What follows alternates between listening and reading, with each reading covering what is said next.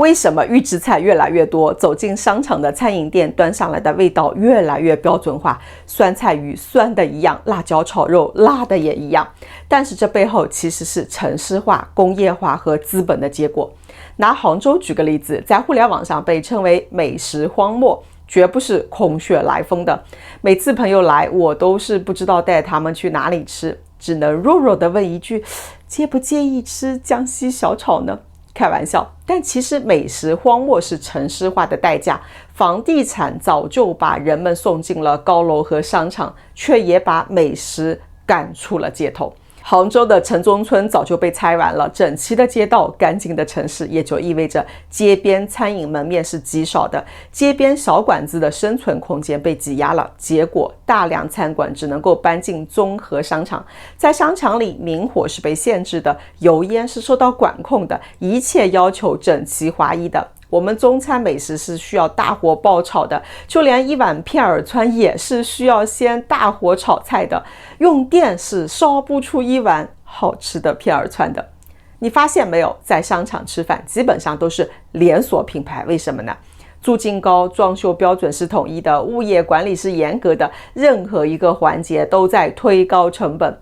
小馆子依赖的是低租金加上低人工加上灵活经营的模式，彻底失效了。一家夫妻小店再好的厨艺也是敌不过连锁品牌背后的中央厨房和成本控制的。而且在中餐体系当中，厨师往往是餐馆的灵魂，可是好厨师不仅是稀缺的，还意味着更高的人力成本。一般餐饮老板都会想，与其依赖一个可能跳槽的大厨，不如依赖一套不会出错的预制菜。在这种环境里边，餐饮行业是从手艺比拼变成了资本游戏，结果就是餐饮越来越像快消品，不好吃，根本不好吃。我看了一些预制菜的研报，这个行业的主要客户群体是 B 端餐饮企业，比例大概是占到了80%左右。预制菜能够让荤菜和部分调味品的成本下降 17%， 同时节省的人工和租金成本大概是 60%， 整体净利率提升可达14个百分点。这种情况下，如果你是饭店老板，你会选择大厨掌勺还是预制菜呢？这2年外卖行业的高速发展也是加速了预制菜行业的发展。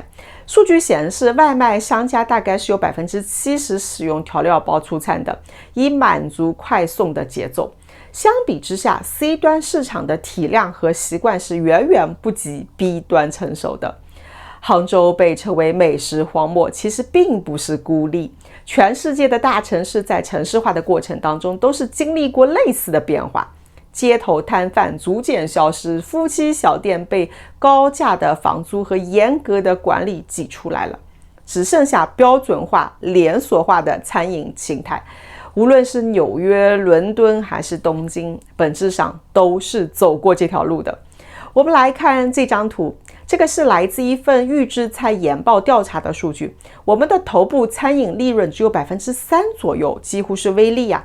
餐饮行业主要成本当中，原材料成本是高达 14%， 其次是人工和房租。相比之下，美国的餐饮门店主要成本是在人工占比 36%。 这说明了什么呢？说明中国餐饮行业的痛点恰好是落在了原材料和租金成本上面，而预制菜正好是切中了这个命门。这里有张图，是餐饮行业使用预制菜后的成本对比图。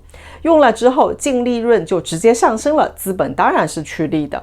在餐饮这种微利的行业里边，能够把利润率从 3% 拉到 10%， 甚至是更多，这就意味着企业估值扩张逻辑、资本故事是完全不同的。问一个问题，为什么那么多的餐饮店上市公司却是寥寥无几呢？而海底捞为什么能够上市呢？